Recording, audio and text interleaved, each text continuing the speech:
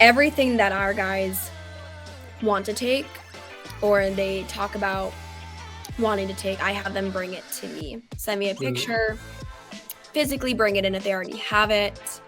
And I don't just say yes or no, you can take it or not. I explain to them why they can and can't, and I'll also explain to them, the benefits. But first, I'll ask them what they want to use it for. No matter what, if everyone knows creatine helps with muscle building, I'm still gonna ask, why do you want to use it? Because there's more benefit than just muscle building on creatine and weight or mass gain. There's so many benefits for it.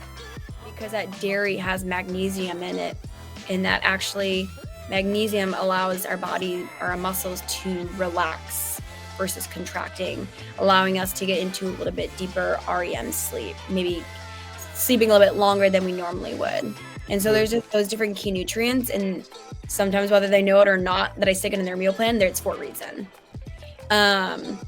So if a guy needs to gain weight, and I'm going to put milk and cereal on there. Now we've, combined protein and carbs together, and we've got that calcium, we've got that dairy in there. That's going to help them later at night, whether they think that's a breakfast item, when really it's not always.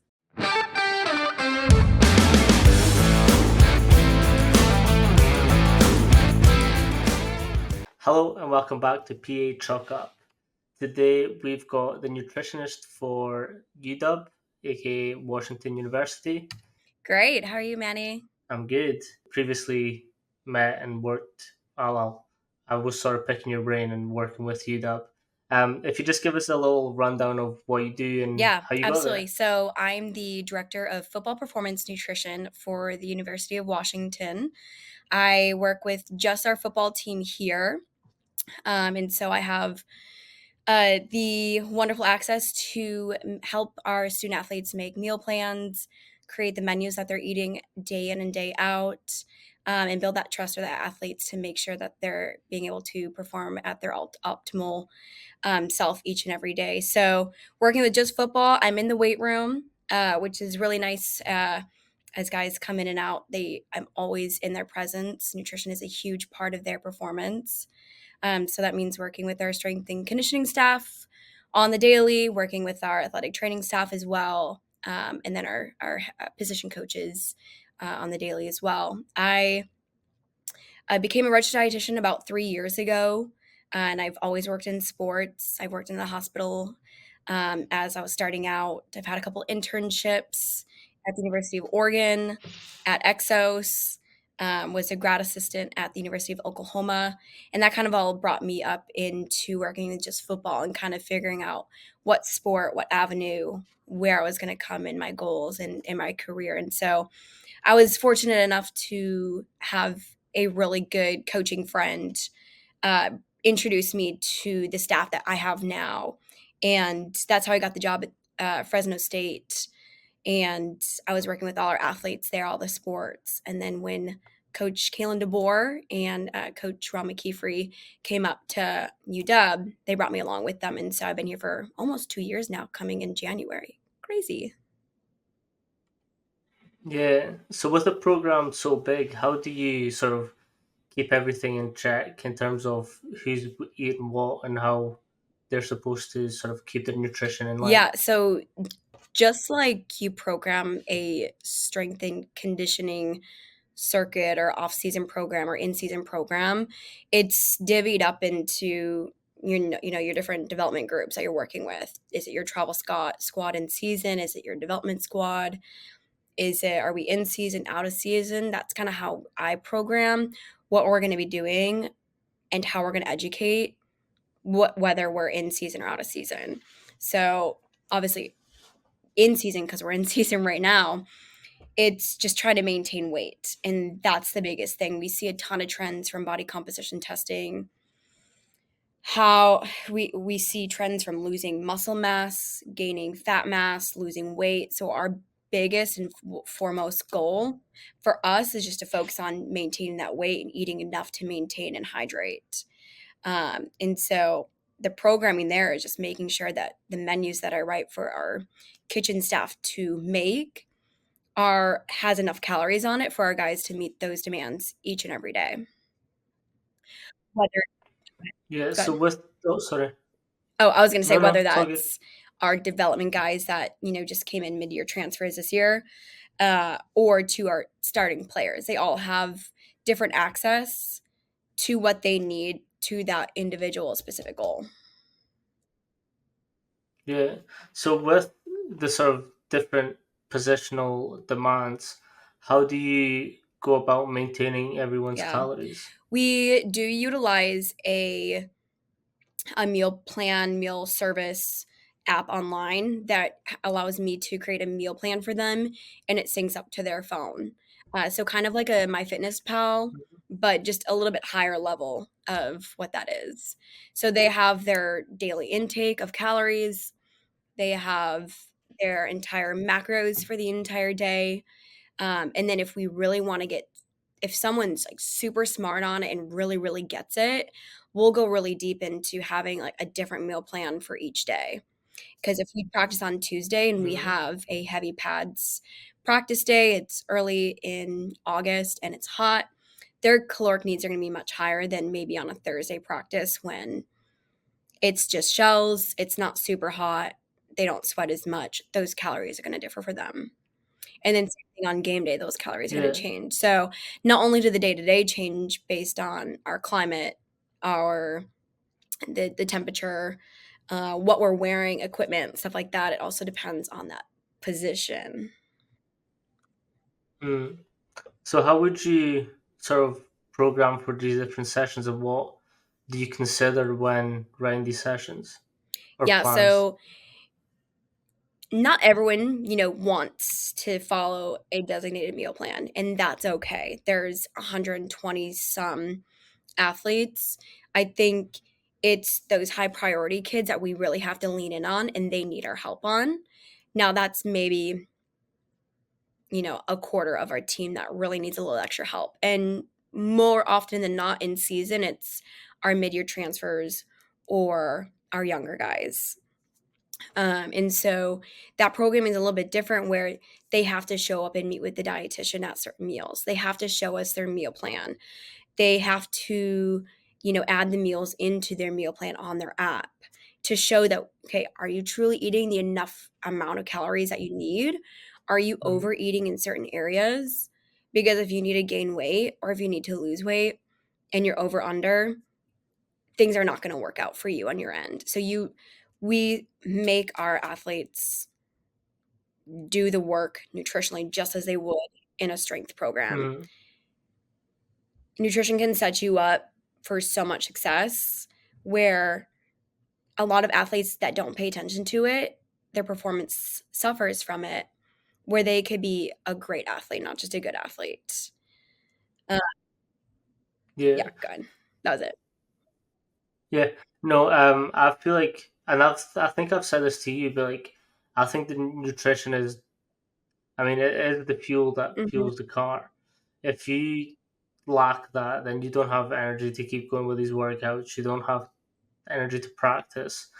So, in saying that, what kind of education do you provide for your athletes, and what is it that you do in terms of that? Yeah, just in education in general. Yeah, so a Yeah. lot of our education comes in the off season. That's when we have a little bit more time to learn. That's when nutrition and strength and conditioning, that's like our go time. Yes, season is so important for everyone in Mm. football, but like the off season is where we get to build these athletes. And at the end of the summer is when people see changes in body composition, in speed, in physique, and then they congratulate or, talk against nutrition and strength and conditioning. And so, again, going back to the education is all in the off season. So for us here, we specifically have weekly education meetings from whether Mm. that's, you know, nutrition, whether that's a little bit of sports science stuff on sleep, hydration. Sometimes we have Coach Mac talk as well on more of recovery modalities, things like that. So they're always getting some sort of hit on of education at the end of the week. Why are we in the weight room? Why are we eating? Why is this benefited to us? And so for us, I set up a curriculum for them based on things that they have expressed when they first come in or things that happen during the season. I kind of ask them what they want to know or what they want to learn, but then I also take Mm, what I've learned of them. And so I kind of assess my population and then put out on the table what they need to know. And so a lot of it's some reteaching for you, some of our younger guys that come in January. So it's mm, okay. What's a macro? Why are we talking about hydration? Because you need to start learning that net right away. Because once August hits, that 6-7 months comes fast. But then we deep dive into supplements. We go directly into how do I calculate my macros. I might talk about, mm. what types of foods are important for sleep or benefit sleep. Um, and so that's on a more wide range where it's a big team talk kind of thing. The education in Yeah. season, on the other hand, is very informal. It might be in passing with an athlete. It might be out on the field during practice. It might be, "Hey, Ali, my stomach wasn't feeling the best this morning. Here's what I ate. All right, did you eat anything last night? Tell me about your symptoms." So a lot of it's just in that passing time where it's not in front of all 120 athletes. So you get a lot of Mm. different varieties of what we kind of provide on education. How do you build that sort of trust with them when they can just approach you with any sort of question like that? Yeah, trust is built in the off season too. And when I say we, it's the performance team, nutrition, athletic training, strength and conditioning, outside of their coaches, us in the weight room, we are with them almost 24/7, and we have to develop that bond with them. Now you're not going to develop that bond with all 120 athletes. That's why there's so many of us down here helping guide them through this life in football. But you really have to sit in their shoes, go where they are. I'm not always in my office. "Hey, come to my office, let's chat." I'm gonna meet them Mm, at the meal table. I'm gonna go out to the weight room when they're stretching and just chat it up. I'm going to, try to catch them where they feel most comfortable because that's when they're gonna be most open to talking to me, especially about nutrition. Nutrition and food mm. insecurity, stomach issues, gut health is not something that's easy for people to open up to, especially younger males. And so if I ask someone to come chat with me or come talk to me about some gut issues, they're not going to unless I meet them halfway and meet them where they're at.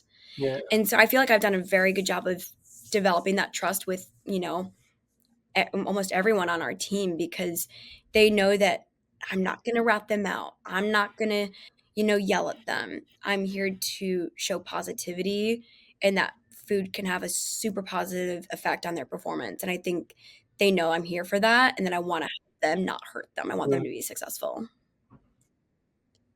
Yeah.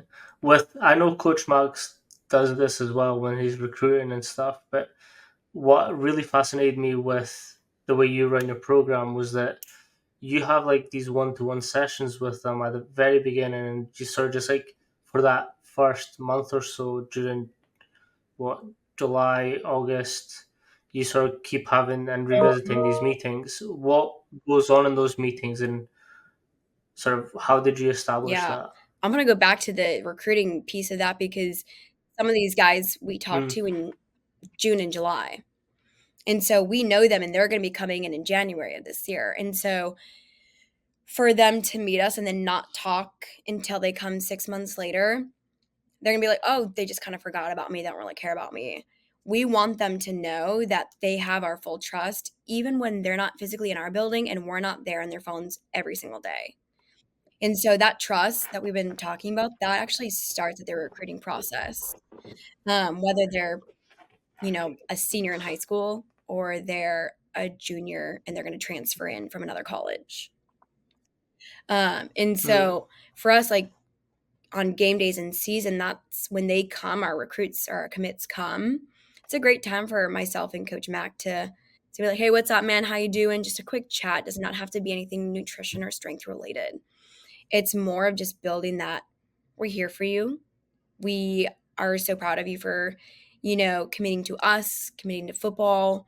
Um, and their families are here too. And we build that with their families. mm, And I think that's a huge part of it. If your family can trust that they're sending their son off to a new place, maybe far away, who knows, and they feel that they can trust you, I think that's huge. And so for me, when mm, someone commits, I'm immediately texting them, messaging, making sure that they feel seen and heard from my aspect, if they need anything throughout their senior year. And then, we have guys coming this weekend. I'm gonna make sure that I see them on the sideline and say, "What's up? How you doing? Excited to see you in 2 months." Uh, those types of things, that makes them feel mm, welcome. And so their program is a little bit different because they're not in our building, right? So that's the great thing about our app. It's called Notemeal. That's what we use, mm, and that's what I send to them right when they commit, like, "Hey, do you wanna get on a meal plan? Do you want any nutritional help right now? If so, here's this. Let's start here. If we wanna talk or if we wanna FaceTime, Zoom, once a month or something, see how you're doing, we can. Or we don't have to. It's up to you. I want this to be a positive relationship between you, me, and nutrition." So a lot of those guys, the lovely thing about it is I can see their progress in real time on our Note Meal app. And they can send mm. progress photos of their meals. They can send in notes of how much they ate. Um, and then that's how we communicate too. So it's never just a, hey, nice to meet you. I'll see you in 6 months. And then 6 months Mm. comes like, do I remember you or not? Yeah. So that rapport is built through sort of the recruitment phase and then just constant keeping up to see how they're doing and how they're progressing through their essentially season to then build up to what program you Absolutely. And have. I tell the recruits, even if we're not doing a full meal plan, us just communicating every so often is having that relationship when you come in January versus us not having that previous connection.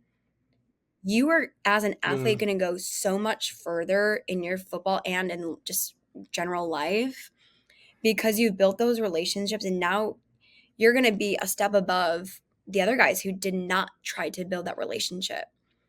They're not going to understand the ins and outs of how we work as a performance team. Versus if you know mm, how our strength coach and the head dietitian work and what they ask of you, and you're already doing that a month or 2 months prior to you coming in, you're gonna be bigger, you're gonna be faster before you come in. You're gonna know what type of workouts we run, what the intensity is like. mm-hmm. That's gonna set you apart. Not just a relationship, but just adapting yourself into that for sure. Yeah. What are some of the fundamental questions that you ask during these initial meetings to the Yeah. players? Well, a lot of just, and this is not just sports nutrition, this is just nutrition in general. If you were to go to a hospital and see someone, I mean, you want to know their dietary recall. You want to know what types of elements, what types of foods, those types of things that they eat, because that's, I said before, nutrition can be such a touchy subject for some. And you're Mm-hmm. going to like a lot of things that you like, and you're going to dislike things that you're going to dislike. And so I'm not someone to ever just take away completely something on a meal plan. So I always ask, what do you like? What's a non negotiable? What is a non negotiable as far as food goes? I always want to know if they have any allergies, dietary preferences, religious preferences as well. And that's a big Mm-hmm. thing. Uh, Luckily, right now, I don't have a ton of food preferences on the team, which makes it a little bit easier. Um, And then other ones, questions that I ask is, especially for those new recruits, if they've ever met with a dietitian before, if they've ever followed a Yeah. meal plan, do they know what a macronutrient is? I need to know their basic level of comprehension before I can throw education at them. Yeah. So in terms of food insecurities and how people handle their food, how do you go about sort of those hardships with people and their food situation? So, like, once we've kind of crossed that barrier, once we know what their allergen is, essentially. Hmm. So then, Or just any yeah, insecurities in so general? obviously we're gonna address any insecurity that is, whether it's food security in the home, which I've seen before, if it's not being able to use some of the resources that we provide to the guys as far as like red card, if you're familiar with that, when we had it here, Hmm. um, providing money on a card. Do they have transportation? Uh, do they have, are they physically able to walk to the store to grab something or to a restaurant? So there's more implications, I guess, or more preferences far beyond just dietary professions and allergen preferences. So I ask all those too, because if we have a guy in a boot and I ask him to go walk down to the store, they can't do that. Do we have transportation to go pick up groceries? What does your family look like at home? Do you have family here? Are you coming from Texas? You know, uh, what does that look like in the home, and what are you provided? Are you on scholarship? Not scholarship? Are you provided that Hmm. money or not? And depending on how much that athlete gives or displays to me is kind of the level of what we can provide for them. And so obviously I have a full nutrition station that we're able to provide, I guess, endless amount of food for them, which is great. Hmm. And so a lot of them, they see it as just food that stays here. Whereas someone comes up and says, I just don't have extra funds for the week. Just let me know. I'm going to be very um, helpful for you, and I will be lenient and give you, a bag to take home. If you just need a milk Hmm. jug, a milk gallon to bring home for the week, if you need to stock up a bag of, dry cereal or a thing of bagels, I'm going to do that because we have the resource to help you on that. We've got a lot of young guys that don't have cars. Obviously, our population in Seattle as well is we don't have a bunch of easy transportation methods, Hmm. or a lot of easy parking, I guess, as well. And so I've offered and I've done, the pickup before of our athletes. Let's go to the store together, so you can make sure you have enough groceries in the home. Um, Hmm. One of our coaches, actually, just this week, we had a very serious talk with one of our coaches and athletes, and the coach is willing to buy that athlete a fridge to put in his dorm room. And so once an athlete's Yeah. able to open up that information to us, that's when we know they trust us. That's when they know we trust him. Um, and then we can better help him. So coach bought his fridge. I'm going to take him to go get groceries because he doesn't have a car. We're going to load that fridge. Yeah. So there's a lot more that goes into than just the dietary or like allergen preferences. There's a lot more that goes into it that we can help on. Hmm. The thing that I'm sort of always amazed at is how close and tight knit the UW family is, like in terms of coaches and staff and players. Like, I'm not shocked that that is what's happening because, like, I know Coach Mac, AJ, Fink, Coach Cook, Cream. Like, anytime that I had a question, they'd be like, "Yeah," they would just like stop what they were doing and then they would answer it, or like you would let me into some of the player athlete meetings, and like it was just like everyone's there for like the same reason, is to build this program and like help each other build it. Um, in terms of that, what is like some non-negotiables in your nutrition program? Yeah, well, that one's it's. I mean, you'd think you'd have your non-negotiables, but like, it's kind of hard to say because I mean, nutrition to me is the non-negotiable. Um, Obviously, Mm. I give the guys the option if they want a meal plan or not, whether they're gonna follow, is it worth my time? But my non-negotiables is always around strength and conditioning because they're in there recreating or recomping their body. And so when the guys come in the winter, this year our big, I guess, non-negotiable was bookending your workouts. You're in the weight room for a reason to recomp your body, to build muscle, to lean out, lose some body fat. And so the only way to repair those muscle tissues is to repair it and build it with protein and carbs and that just nutrition. And so I call it the bookend of the workout because you need your pre-workout and your post-workout. So that was one that we hit hard January through May this year. And everybody in this building knew about it. And in the summer, it's like, okay, how do we do grocery shopping? How do we do these things? We've got that time. And then in season, my non-negotiable is you will meet with nutrition and we will weigh you and we will track that. Um, you you have to know what your weight is. You have to be able to understand why all this is important and how you're going to utilize that because your coaches are going to ask about it. Your strength coaches are honing in on it. I'm doing it daily with you. Um, so yeah, nutrition's a non-negotiable right there. Yeah, I agree. I agree. Um, I sort of remember, like, I think it was more towards the end of me being in there in 2022, but you came around with a trolley at the beginning of every workout and at the end of every workout, and like it was just a snack bar. Everyone just like sort of got pots, like just pots of anything. They were just like snacks that I'd never seen from the UK, and I was like, what is that? Like those, the one thing that I got most shocked about was that peanut butter and jelly, like little circular thing. Crustable. I don't know what they're called. I can't remember. Yeah, Crustable. I was like, what is that? And I saw players eating. I was like, that looks disgusting. Best. But they love it. So with that sort of car, why is that important for sort of before the workout and after the workout? Yeah, so the cart, which we've upgraded since you've been here. I've seen on Instagram. Very Beautiful. jealous. Thanks. Shout out Gatorade. But that cart, guys know it as the pre-fuel cart. Your pre-fuel is anything and everything under the sun that is pre-fuel.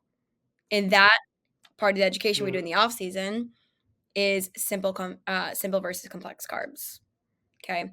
The simple carbs are what you want to mm, take 0 to 30, maybe 45 minutes before you work out, before you lift, before you got to practice. Those are things that are going to be easily digestible and things that your body or your stomach can digest within that next time before you got to that workout. And it's going to use that, right? Those are all carbs. So carbs are our body's main fuel source. Kind of going back to your car analogy, that's the gas in the tank allows the car to go. So same thing there. Guys know and understand that that cart and those items on that cart are only pre-fuel items.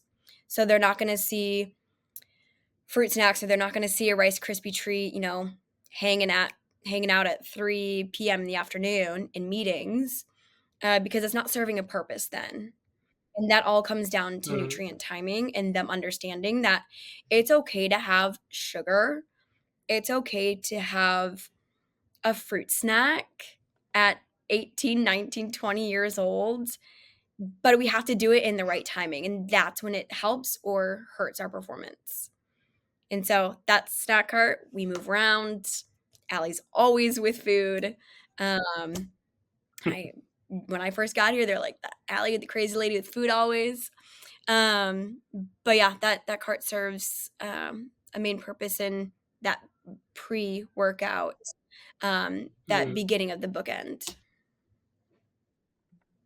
And for after workouts, what's your sort of take on what they need to have and what kind of foods are good for after workouts? Yeah, so kind of shifting a little bit on the difference of that nutrient timing right after your workout, ideally within 30, 60 minutes or whenever you can get that nutrition in, we try to do protein and carbs together. That's what's going to help repair any of that tissue breakdown that happened either in practice or in a lift. Those two paired together is what's going to is essentially allow your body to repair itself in the next 24-hour window. And so you can come back 100% the next day, hopefully. If you're missing out on those key Mm. nutrients, your body's not eating it up and you will not be able to perform at your best at the same intensity the next day. Um, Yeah. So how do you calculate the protein that like a specific athlete needs to take either like during their day and after workouts? yeah, so just based on, science and research, I mean, essentially for these big athletes in football, and this is different if it's a female soccer or female volleyball, this is different, but I try to at least get them 30 to 40 grams of protein in after their workout plus 60 to Mm. 75 grams of carbs in one shake or one snack. So all of our smoothies that you hopefully were able to see, those were all the same amount of macros. No matter if it was peach cobbler or it was a strawberry banana or it was the lean mean green machine, they all had the same macros, so the guys knew exactly what they're getting each single time. Mm. Now those who might have to gain weight, they know that they take that smoothie with a snack, or they could grab two smoothies to get their macros in. Um, and Right. then our, dairy free guys, they obviously have a separate section that they know they can always go to get their stuff in. Those who are leaning out, Yeah. on the other hand, maybe it's just a shake for them. Maybe it's a Propel versus a Gatorade for those fluids after as well. Because it's making sure that yes, I get the protein and the carbs, but it's also getting those fluids in to replenish too. Yeah. You've kind of touched on it, and I'm really happy that you have. Can you explain the importance of having protein and carbs at the same time and what Yeah, that does? absolutely. So there's three R's of recovery, and that's to rebuild, refuel, and replenish. And so two of those rebuild with protein, to refuel with carbs. Those two things work hand in hand to put that muscle glycogen back in, or to put the glycogen into the muscle, because it's our muscles at the end of the day that are doing the work, right? It's not our fat that's doing it. That's what we're burning essentially. We don't want to burn our muscles. So if we're putting enough of our carbs and protein into the muscle, that means we're going to be building that muscle. We're not tearing it down. We're not losing that muscle that we're trying to build. And so when we think about our pre and post, we try to keep the carbs high. And we try to keep our fat low. I know that's one thing we have not talked about is the fat. We still need that intake Mm. because it's so beneficial to our health, but around those workouts, we wanna keep that minimal.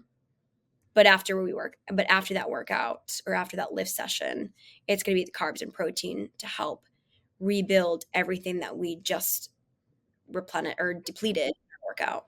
Hmm. Yeah. So you've sort of touched on the first 2 hours, but the replenishing is your fluids and your fluid intake. What I'll just try that again. What's the importance of hydration and electrolytes during and after a workout, and even Yeah, before? absolutely. I mean, electrolytes are and hydration is super, super important, for our athletes, right? It's our body is primarily made up of water, and so it needs that fluidity to keep our muscles moving and our joints, not from overriding each other. So that hydration is super important no matter what, if you're an athlete or not. I think the percentage is like Mm. 72% our body's made up of water. And so we always are talking about that hydration. Signs of dehydration can include like fatigue on the field. We can lose that hand-eye coordination. Um, it's really great for our peripherals. So if we're on the line, we can't see as a receiver maybe our right tackle to the left of us. or if we've got a receiver going down the field, he needs to have multiple ways of eyesight and clear consciousness. And that's kind of what Mm, hydration does. It does a lot more than just making sure the body is hydrated. It has a lot to do with our brain coordination too. And so that's one yeah. thing that we really push a lot. And so we're trying to make sure that they're drinking and hydrating all throughout the day. So wherever there's food, there's always going to be hydration for us, right? And so hydration is not just water, it's not just Gatorade. There's Propel, milk are also a part of fluids. So we count that as well. Um, but there can also be an extent of how much and when to take hydration as well. Mm, Through fall camp is one of our biggest times that we push hydration like it's nobody's business. They are losing a lot of weight in one single practice. I've seen up to 10 pounds in a practice before. And we do damn. hydration testing for that reason. And so if someone's losing a certain amount of pound during a practice, they need to replenish exactly what they normally would drink plus an extra like 16 ounces for each pound lost. And some guys look at me like, oh, so I just need to drink maybe 8 bottles of water a day. I'm like, no, that's in addition, maybe to what you're losing just to Mm, maintain that weight so you don't increase your risk of injury the next day. That's how important hydration is. yeah. Can you sort of walk us through some of the tactics that you use to measure out how much fluid they actually need to Yep. intake? So depending upon when we're in season or out of season is we'll use Gatorade. They have a sweat patch, the GX patch. We'll Mm, use that. We stick it right onto the forearm and it collects their sweat at the same time that it collects their sodium analysis. And so sodium, all right. that's the primary electrolyte that we lose in our sweat. And that's the one that we primarily replenish with as well. There's four other main ones, but this is the top one that we lose, and that we're curious in looking at replenishing. So once we, take this patch off of a guy in practice, which is very rigorous testing, I will say it took two people to do two athletes an entire practice, 2 hour practice. It's tracking Damn. exactly when and what they ate, when and how much they drank during the practice. Did they have to use the restroom? Did they lose those fluids as well? Um, and then just, tracking humidity of that practice, that all goes into all of the hydration testing. And then we come out with a number of how much sodium they lost in a single typical practice, essentially. And then we can look back at that and set up a full hydration plan, just like as we would nutrition. Mm. And how do you go about implementing that? So, based on previous knowledge or in practice, what we see as far as people or guys who are prone to cramping or are very heavy sweaters, or maybe they're a key guy on the field, um, that's when we'll say, okay, we're going to test him, we're going to test him, or they're just going to get these amounts of fluids type of thing. So, we as the Mm, professionals down here, so to come from myself and our athletic trainer, we kind of look at what who those guys are, and that's who we'll test, or that's who will have a specific plan. Or if we had a transfer come in last year who came and said that he had issues with cramping, he kind of went into that protocol for us. That all right, you're going to get these type of electrolytes. Here's what your hydration plan is going to kind of look like. Um, and then ended up being a key player for us as well. So it's like we got to stay on him on the hydration. Maybe it's not nutrition because mm. sometimes it's not just food. Sometimes it's just hydration for some of these guys. What kind of electrolytes do you recommend for athletes and Yeah. people in sport? The easiest and cheapest one is you could just add table salt to water. It's going to taste like salty water, but it does the trick. Um, you could add in coconut water for different key electrolytes. You can kind of make your own concoctions with that and juice and salt. Or you can go the expensive route and you could buy like drip drop is what we provide to the guys. So it's a salt pack. It's about um, 600, 700 milligrams of sodium in there. Very tasteful. We go through them like it's crazy around Mm. here. Um, but the guys know that they need to replenish their electrolytes, so they're going to double up on them. And I'm good with that. Um, we also provide a thing called the right stuff. And so it's just a small little pouch, liquid pouch, um, maybe an ounce or 2 ounces worth. And they just squirt that in their mouth. And that's about 1,700 milligrams of sodium, which for some people, Damn. that's over half of someone's daily value. And so as a Hmm. dietitian, I have to know that that's over half of my daily intake. They are not a regular individual. They're not the recommended that the, Academy of Nutrition Dietetics is recommending, or, the National Health Institute is recommending. These are athletes we're talking about. They Hmm. probably, the numbers that I've done on hydration testing, they lose what I need to take in my day. So if they're losing that, they need to double that. Yeah. Yeah. Um, can you sort of explain why there's such a big difference between athletes and like your regular people? The intensity of the workout is typically higher. The duration of those workouts are typically longer. Uh, their body's ability to change a little bit more rapidly, given who's running their workouts and their nutrition programs. That's why it's a little bit different. I could not eat like an O lineman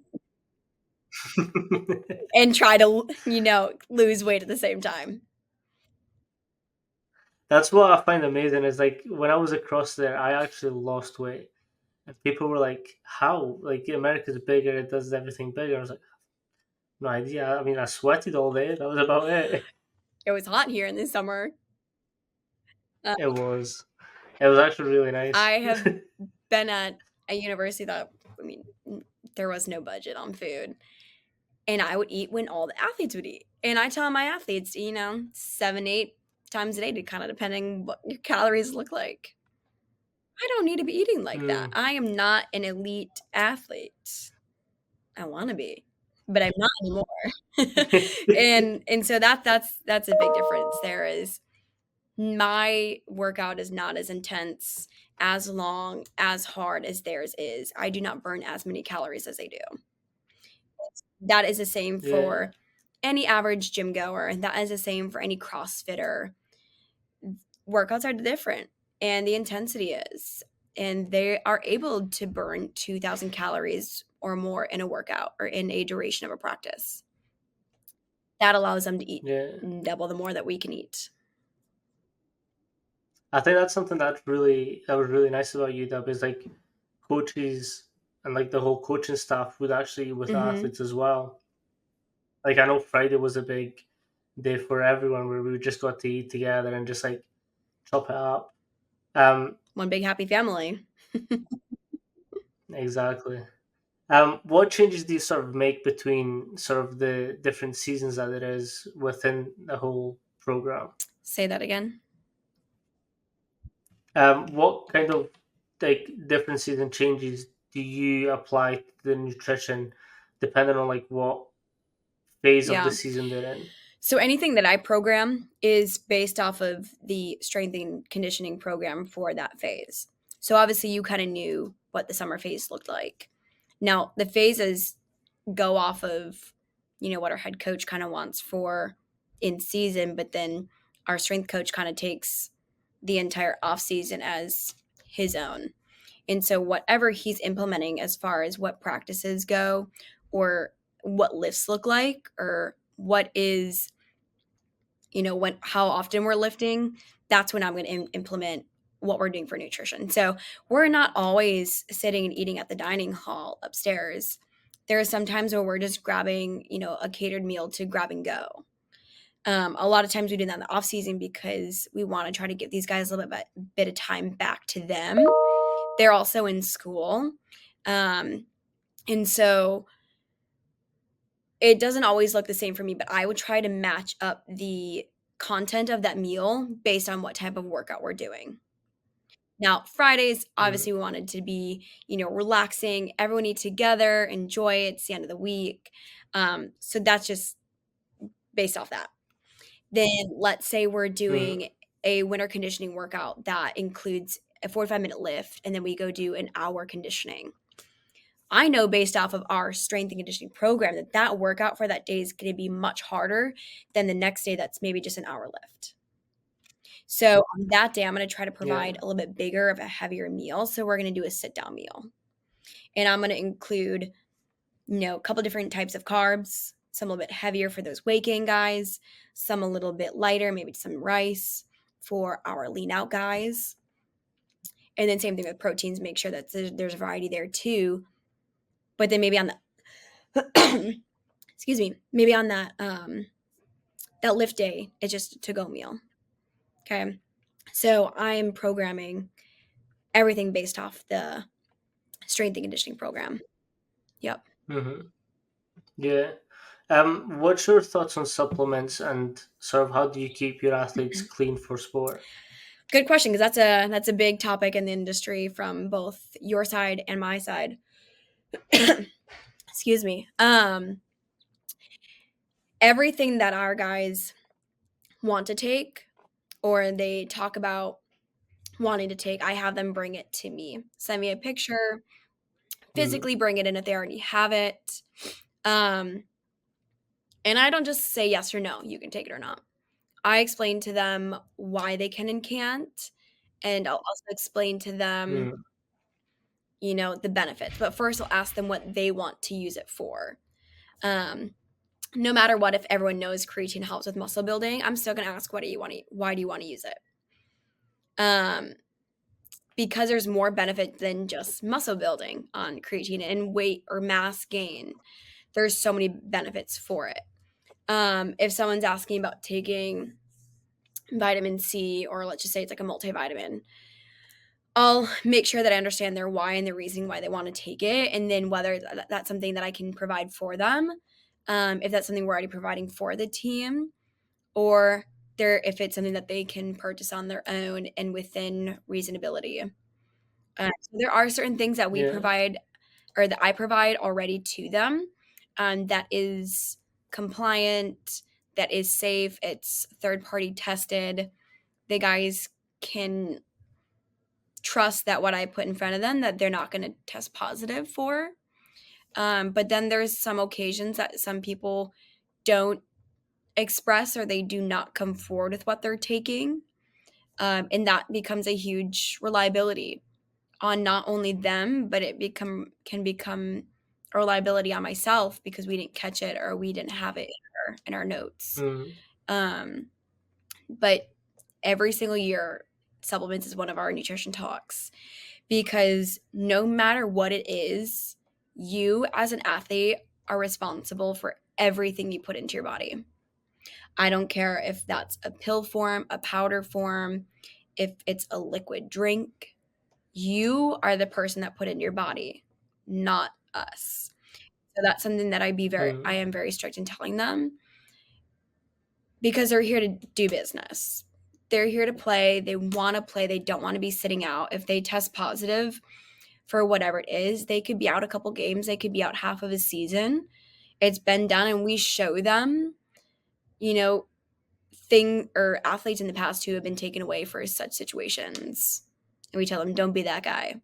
Okay, there's mm, it happens not only at the collegiate level, but even at the professional level too. That you get fined for it too. You get excused from playing in games because you put something in your body. And so I take that very seriously, whether I'm giving someone something or they're asking to take something. So that's a huge topic around here. mm. Yeah. Have you had to deal with like an athlete that's maybe tried to keep certain things away from you, and how did you deal with that? Not necessarily someone trying to keep it from me. I think I always find out. Or if they're walking around with their bottle in the hallway or something, I'll just be like, oh, what you got there? And then they're pretty open and honest about telling me about it. Now there's times where I'll see like an energy drink or something in a garbage can. I actually keep those, and I'm waiting on them for a rainy day to tell it in front of the team, like, we do not take these certain products for a reason. Um, Mm-hmm. but when I tell the guys like that's something that they probably shouldn't be taking, they listen to me. I think that's part of that trust. Um, they were obviously this season, but any season, you know, they don't want to lose their eligibility in the next three most beneficial games. Uh, Even if it's in the off Mm-hmm. season, oh, it's just the off season. We don't got games. No, they will suspend you for games in season. You don't want that. Um, so no, I haven't really had too many difficult people.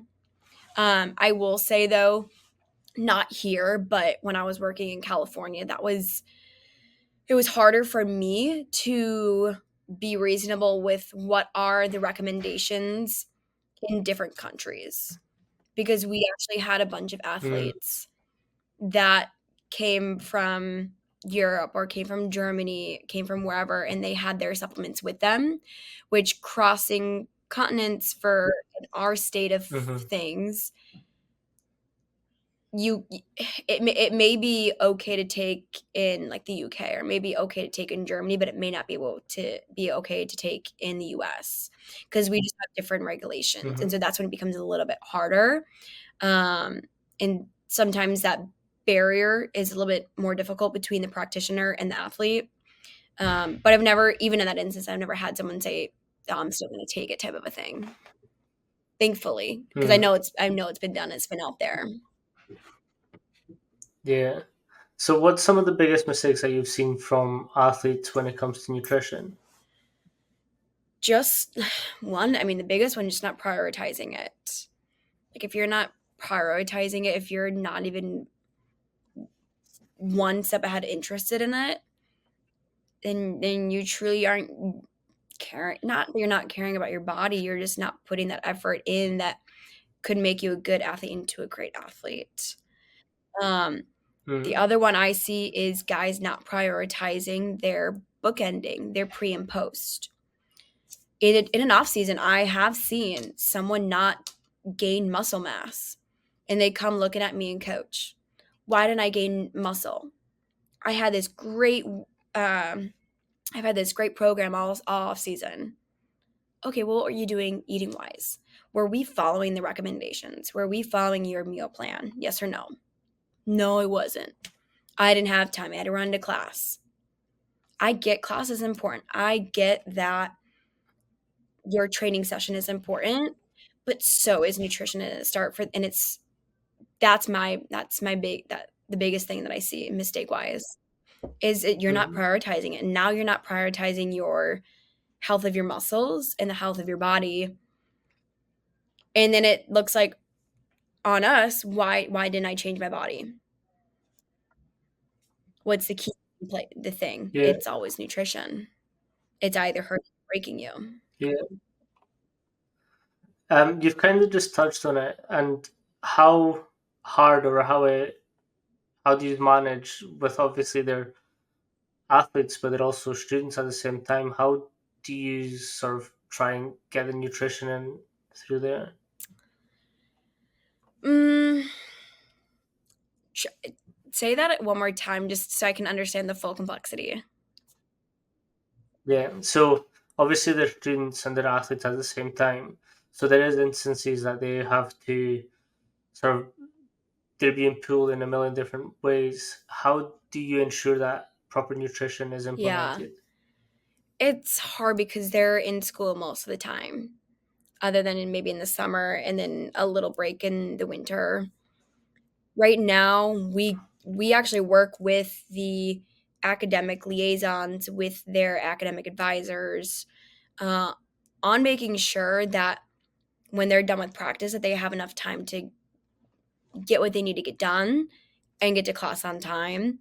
Now, we can't please all 120 athletes and all of their professors. Um, and so sometimes they do have to rush right out to class. And so I will work with their academic specialist to make sure that we have a to go box ready for them to leave on the way to class. And Mm. so we have to make sure that the athletes meeting us in the middle, but we're also meeting them. If you're going from a 2.5 hour practice, not eating for 4 or 5 hours, and then you go to class that's for 2 hours, now you're not eating for seven, that's so detrimental. And so, Mm. again, going back to education, making sure that they're aware of why we're pushing so much of that food and nutrition on them. But then if there are guys who struggle to eat during class or physically is not allowed to eat in class, how are we setting up those times in your day or on your meal plan to make sure you can still get in those calories or get in that meal or that snack? And so some Yeah. guys have different plans with me, whether they're checking in with me at certain times of the day or that they grab a snack bag to take with them to class. So the next 4 hours that they're in the class, they have opportunities to eat and they don't feel like they don't have, a preparation plan with them.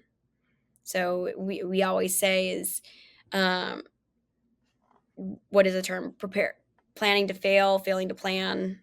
Um, if they don't, pack a bag with them, they don't pack their snacks, they're already failing because now the next 4 hours, Mm. what are you doing? You could be eating. That could be an extra 700 calories where you're missing, not maybe why you're not gaining weight or something. Yeah. What's your sort of take on foods? You've kind of briefly mentioned it, but foods that prepare you for that recovery and sleep. Yeah, I mean, all food or any food's a little bit better than nothing. Making sure you're getting in that, especially for these guys, they're such high elite level athletes that their bodies can take a lot. Um, but I tell Mm. them like dairy products, if they can handle that within their stomachs, that's a great late night snack for them because that dairy has magnesium in it. And that actually, magnesium allows our body or our muscles to relax versus contracting, allowing us to get into a little bit deeper REM sleep, maybe sleeping a little bit longer than we normally would. And so there's just those different key nutrients. Mm. And sometimes, whether they know it or not, that I stick it in their meal plan, there it's for a reason. Um, so if a guy needs to gain weight and I'm going to put milk and cereal on there, now we've, combined protein and carbs together and we've got that calcium, we've got that dairy in there. That's going to help them later at night, whether they just think that's a breakfast item when Yeah. really it's not always. But as far as that recovery, that sleep is some of the best recovery for an athlete's body. And so a lot of that dairy, I know some people can't handle it. So we've tried to figure out alternatives. That can be an easy way for anybody to get in. It has such great key Hmm. potential. It has all the different micronutrients in it to provide that body for optimal recovery. Yeah. Can you sort of describe or explain the differences between your macronutrients and your Yeah, so micronutrients? our macros are going to be the big ones. Those are the ones that we primarily see on food labels, the ones that health professionals and people talk about calculating all the time. That's our protein, our carbs, and our fats, things that we've discussed earlier. And those are the main ones that we look at for nutrient timing, the things that we track for our athletes to make sure that they're hitting for their whatever their goal is. And then micronutrients are like our vitamins, our minerals, the magnesium we talked about, calcium, vitamin B, vitamin D, things like that. Those are going to be in lesser amounts that we need in our body.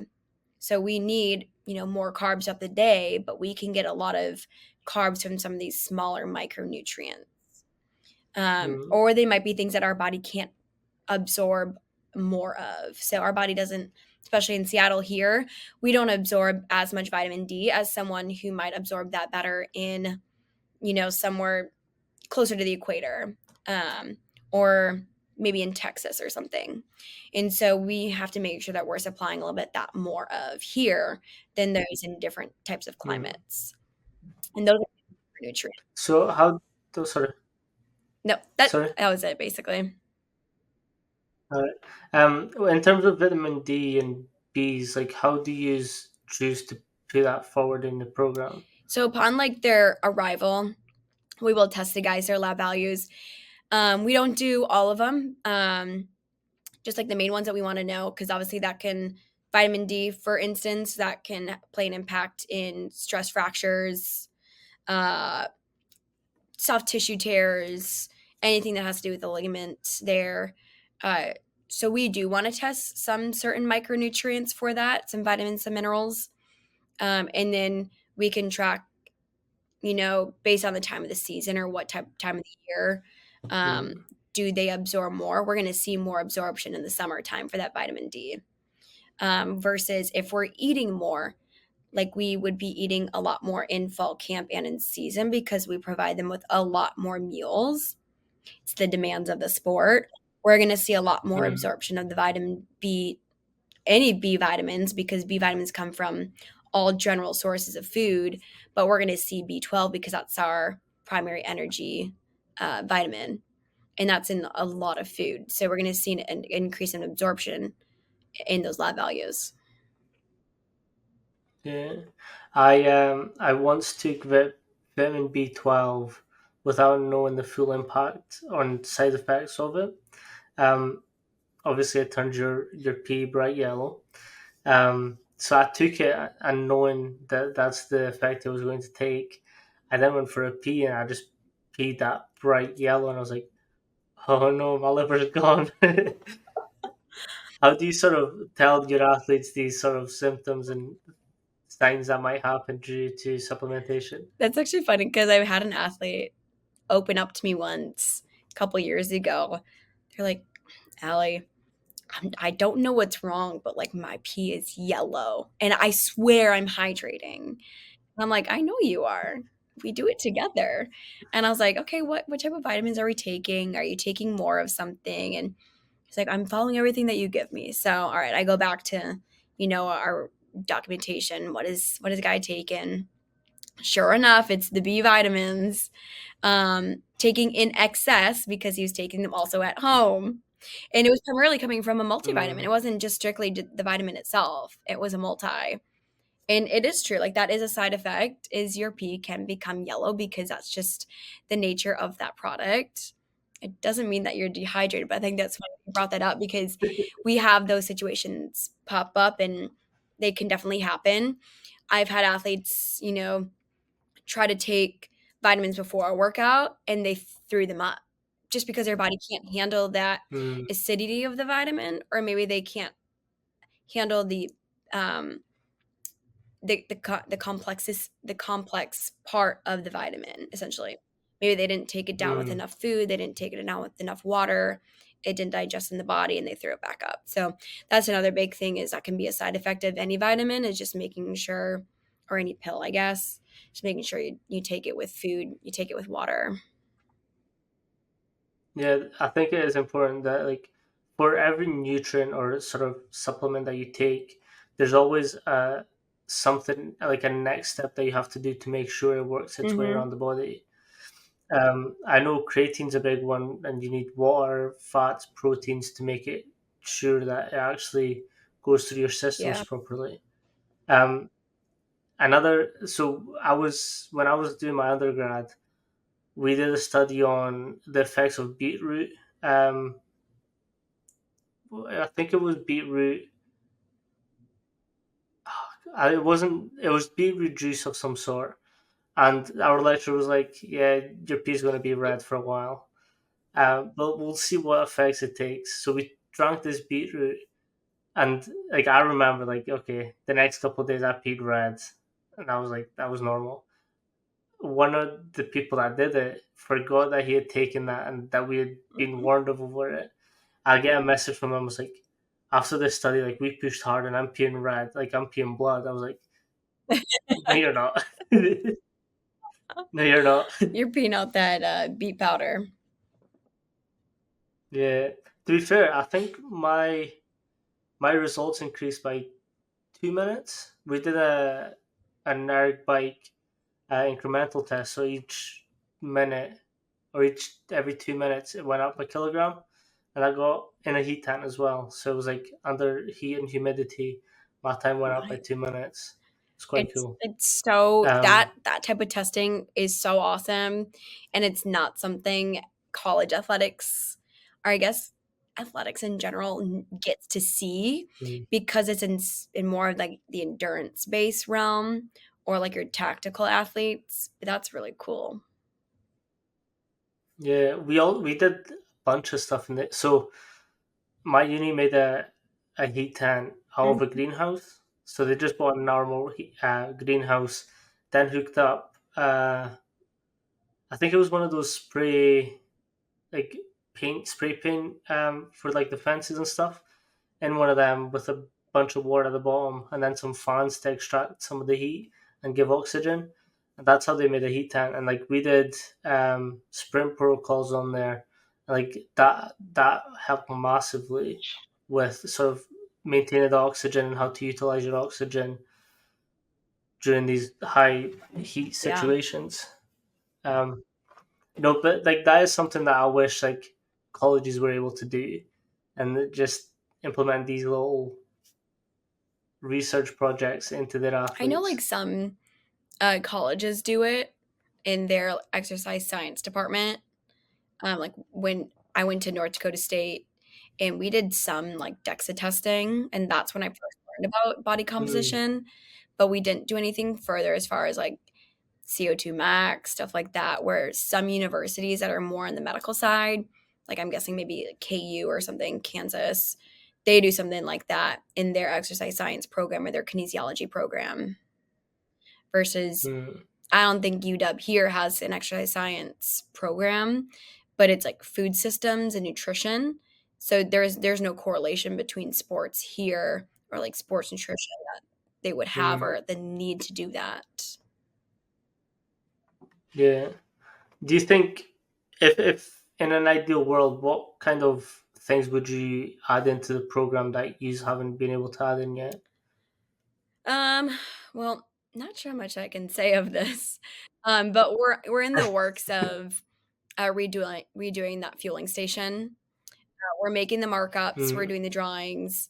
We're gonna make it a little bit more fluid of an area, and make it a better proximity for our athletes to get in their pre-fuel and to get in their recovery. We want to keep it within the weight mm, room. It's accessible to the guys. Again, it's proximity.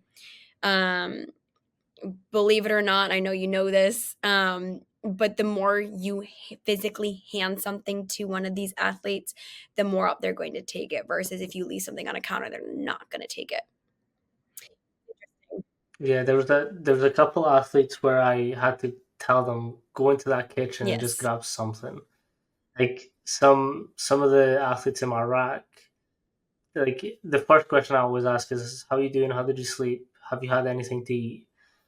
And like some of them would just come in and be like, "No, can't stomach anything." I was like, "I get that, but you kind Yeah. of need something to fuel you through this work. I know Yeah. what's coming, so go grab something to eat and then Go come put some of speak that to me." gas in that tank. Yeah, and Yeah. we're also working Um. on getting, like, a kitchen, a full training table kitchen, action stations, different Nice. variety of food, so gonna be a long project, but something we're very much looking forward to, because if we wanna continue to play and to, perform at this level that we're heading to, we need to have all those steps in place, so that's something that we're really excited to be working on. Yeah. You're kind of alluding to the big switch from Pac-12 Yeah. to Big Ten. How how big of a jump do you think that is going to be for like in terms of your job and what you're having to implement from then I on? truly don't think I'm gonna know until we're traveling our first game away. I do know that packing our food and packing our hydration and all of the equipment that I need just for just nutrition, it's already a process. And our truck leaves, 3, 4, 5, sometimes 7 days early. And so having Mm, being away of that equipment when we still need it for practice here, I could see it being a little bit bigger of a process for us, especially if we have to play Maryland next year. If we have to go all the way out there, that's a longer flight than us going to Michigan State this year. So I could see us going an additional day earlier. Now that's going to be a lot more Mm, meals to plan on the road or in flight, a lot more snacks for the practice that we're going to have on site there. So I could see just the process being a little bit more tedious. Um, I think the sleep, the, the plane travel can, obviously altitude can mess with stomach issues. It can cause some dehydration. Some people get better sleep, some don't get as best sleep on planes. So I could see some of that, tanking some of the things, but that's just something that we already know as performance staff. That's going to be an mm, education piece for everybody, and probably something we're going to do yeah, right away in the off season. But then right again, right before we get to season, just as like a quick vamp start. yeah. So, what kind of considerations do you do when you are traveling these big Yeah. hauls? So because of like cabin pressure, because of the altitude, um, all that actually takes away some of that water kept in our body. And that's why when you might hear that you can actually lose 16 to 24 ounces of fluid in flight per hour. And so that's why I tell our Ah, guys to replenish with, or at least to have, 16 ounces every hour if you can. um, Swap it between electrolytes and water. Switch up your fluids because your body is just going to naturally lose that. And so we try to prep them with, some high, like electrolyte shots before we board the plane. Try to prep their body because I know a lot of them are going to try to rest and nap. So if they're not going to be drinking every so often or taking a bottle down each hour, we're going to try to just get a quick shot of that electrolytes before we board the plane. Same thing when we get off. We're going to take another something of some sort, um, mm, or we're going to do something at that dinner once we arrive. yeah. What's the hardest part about traveling and keeping all the guys' nutritions in check? It's actually not like super hard for me. I actually kind of find it a luxury. It's a little bit just more like streamlined because not that we don't have everything planned when we're at home, but like someone else is taking care of us. Someone else has Mm, everything hopefully set. Um, I will say there is a little bit more responsibility, I would say, because you're going from meal here right after practice to going to the plane or airport early to get food set up for the flight, an additional meal. We are lucky enough that Alaska Airlines provides us with a snack bag and a hot food item on the plane. So that's 3 meals, and we haven't even taken off nice. yet. Um, and then they supply our hydration on board for us as well. So that's the luxury there. They take care of us. Then we get off the flight and we immediately go to dinner.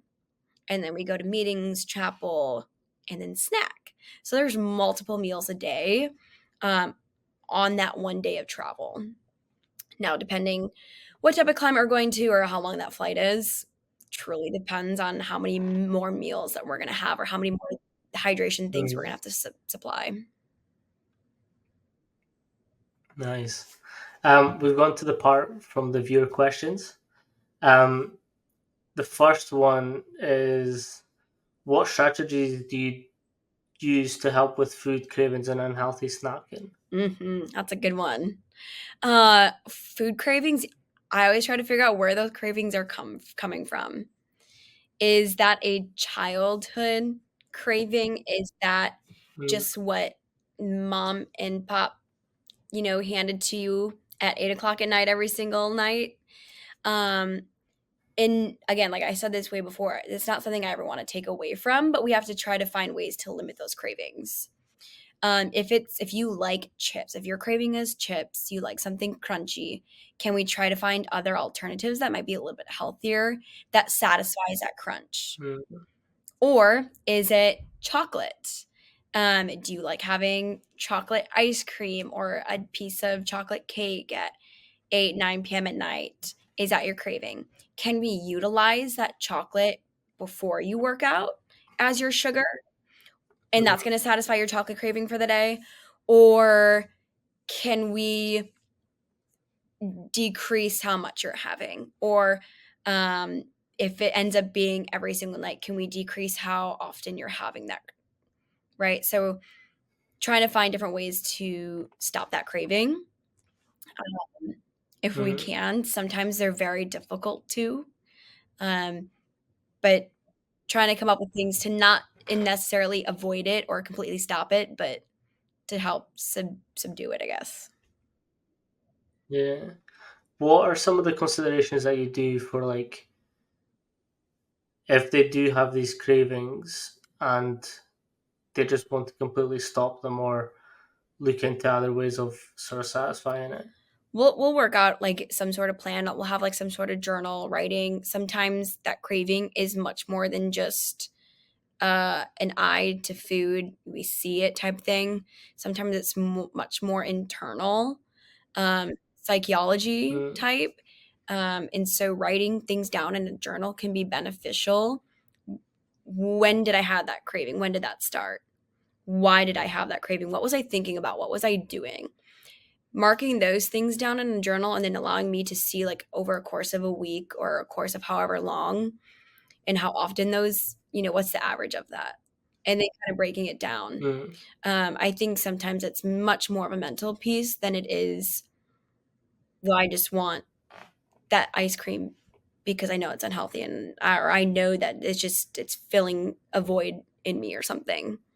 Um, mm, if someone has the opportunity or has the resource to talk with maybe a counselor or a psychologist or something like that, that's where we can bring someone in for those types of things too. But mm, luckily enough, I did go to school also for in a psychology degree, which sometimes I forget about, but that's what helped me with my motivational interviewing. And people are like, "What is motivational mm, interviewing?" It's how do you tell the person on the other side of me to help motivate them, and they have to tell me how they're going to motivate themselves to stop or to mm. limit those cravings, or how are they going to switch those habits up. Yeah. How would you deal with someone that's got like a bad relationship with food? That's a tough one to break, and it's a tough one to try to fix. And that one's going to take much longer uh, uh, to get past, and it's going to take that trust from whomever that person is, and if that's a dietitian, if that's me they're working with, it's going to take work. It's going to take some effort on both sides. As the professional, you have to understand where and why that relationship started in the first place. If they're, Mm, let's say they're 20 years old, did it start when they were 15? Did it start when they were 10? Is it someone who's 6 years old and maybe it's a young female and they've just seen their mom, use, not, I don't want to say mistakes, but do they have these same patterns? Is that how they gained this? Um, that bad relationship with food. So you really have to be so kind and open to listening to that and allow mm, that person to open up about it. And that's where it begins. Again, it's going to come a lot down to more of a counseling type of uh, mm. setting. Yeah, Environment. absolutely. Versus, I'm not going to tell you how to change nutrition. That person will never change. Yeah. Same thing with like eating disorders. You cannot tell the person they have one. You cannot physically tell them how they're going to change it. They have to be willing to change themselves and they have to be the one to open up about it. That's tough Yeah. because sometimes you might just have to sit there between two, three, four, 10 counseling sessions until they open up with you about it. All right. That's yeah. That makes a lot of sense. You've kind of touched on it, and I've sort of done some research. That's what I did my dissertation on was female athletes in um, sport and how they perceive strength and conditioning coaches. A lot of what they were telling me was that no male S&C coach talks to them about their periods and how to best manage the load and if like efficiency in the gym. And I researched a lot into sort of what could help some of these like fluctuations, and something that I came across was nutrition. How important would you say nutrition is to sort of, instead of these big fluctuations, sort of having them lower down? It's totally about what and how much you're eating. And are we talking about female athletes? Yeah. Um, Certain nutrients help with our hormones more than they do men. And so, working with dietitians specifically for that reason, we'll see a lot of female athletes, miss their cycle or completely lose it. And that's because they're under fueled. And we'll call that Mm, REDS, relative energy deficiency, right? That disorder. Um, it's over exercise, overcompensation, not eating enough. And so you're losing out on key nutrients that help our hormones just keep going in this cycle, keep our bodies going throughout the day. And when we lose that and we don't eat them, that's when we lose our cycle. And it's actually mm, so detrimental to the body that other health um, issues come with it. Now we might see yeah. liver dysfunction. We could see in a gut, you know, some sort of gut health problems. We could see GI tract, um, some of the things that allow our digestive system to flow correctly. Some of those things can start stopping too. It has stuff to do with the brain too, and it's so sad when these things do happen. Mm. It happens quite a lot I know, Yeah. especially gymnastics. Like that's something that's quite big.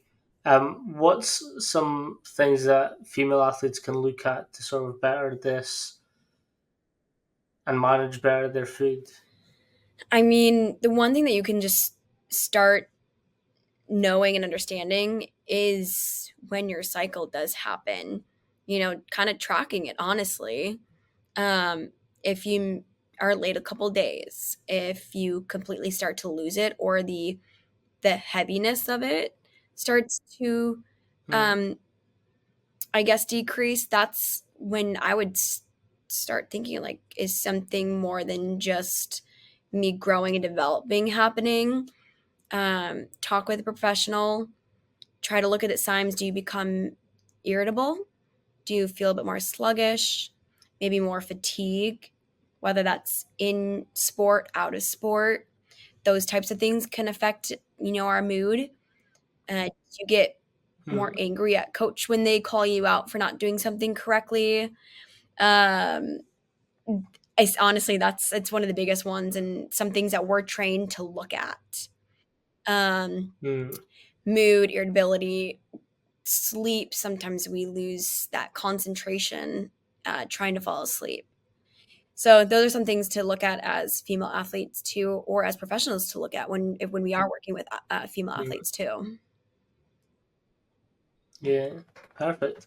The second question was, what is your favorite snack to eat and then to make for your athletes?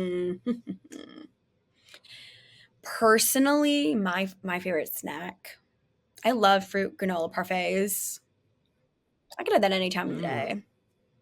I don't know, something about something smooth and crunchy. nice. I don't know why that's it's so good. But I will say one of my binges at night is it's called True Fru. I have no idea if you guys have that over there, but it's just a frozen like strawberry or raspberry covered in chocolate. And it's supposed to be a little bit healthier for you. But don't let the food label fool you. It does still have some saturated fat in there. So I don't eat the whole bag, but sometimes there's yeah, yeah. Yep. So these? Nice. They're delicious. They're freeze or hyper chilled. Oh, I see what you mean. Yeah. So I'm still getting my chocolate fix, my craving, but I'm still getting fruit, right? In one serving. I'm just eating one They've actually serving, got a lot of okay? flavors. So that's pretty tasty too. When I am wanting something later at night or, something sweet with my dinner. And the other question was something what I like to make. Well, I don't do any of the cooking for the guys, but I do make the menus. I know they love Mhm. pasta. So if I can create something with an Alfredo sauce, I know personally that's what's gonna Mm, please my current athletes. It's their favorite. So it's just so easy too. But I don't know. I personally I love cooking salmon. You can get so yes. creative with different seasonings, and don't ask me what seasonings I use. I have a full cupboard of them, and sometimes it's like I'll just start pouring it on there. I have no idea what I'm creating, but it's a concoction for sure. My favorite way of eating salmon is it's chili and Mm. honey, and then you put like wrap it in tin foil and just Oh. shove it in the oven. Oh, We did a so good. cooking class last Um, year, um, and yes. we it was all about, like, how do you prepare proteins, and salmon was one of them. And so we made, different, packages or different seasonings that the guys could use and let it sit in the freezer, and then we'd Mm, use it the next day and then use that on our salmon, or we did some dry rubs on steak too. So, try to get them in the action on it nice. too. They love cooking. Yeah.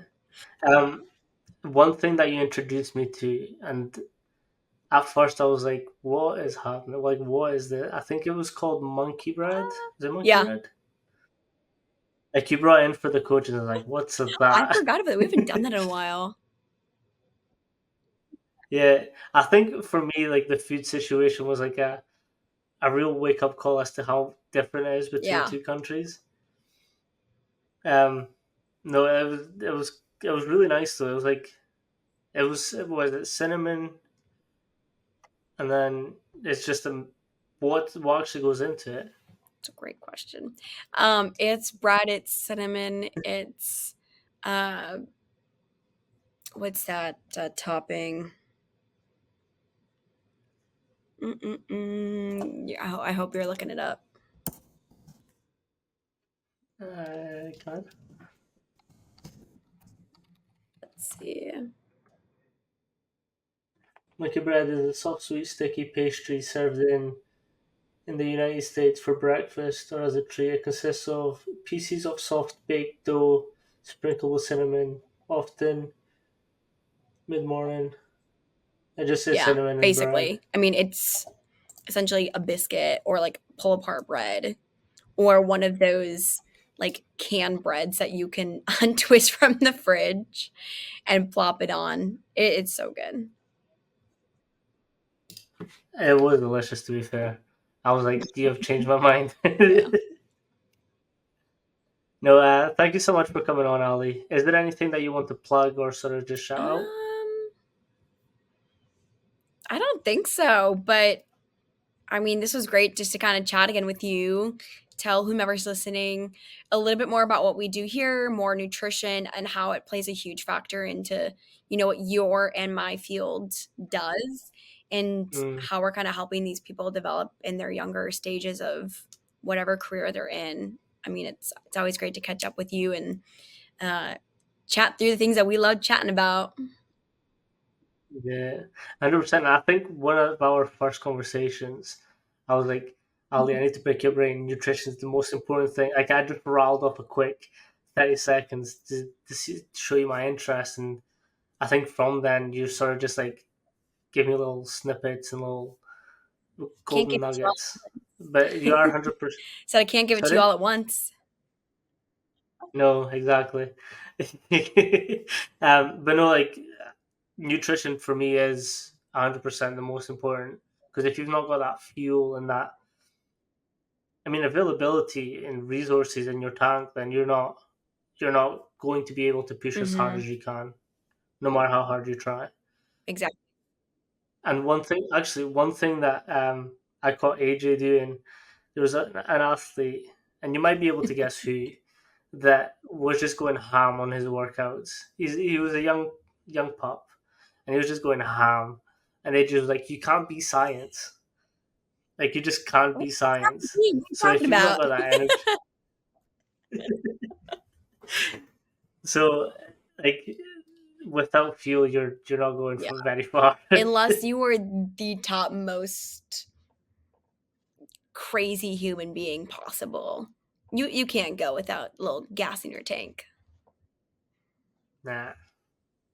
And like sometimes you need the unhealthy snacks as well, just to keep everything just like. Look. That's something I learned from you actually. I was just like sometimes you would have those special snacks in the kitchen that a couple of the guys would make, and then that was it. Like it was just a treat Mhm. for everyone. Absolutely. No, perfect. Thank you so much, Absolutely. Ali. See you, Manny.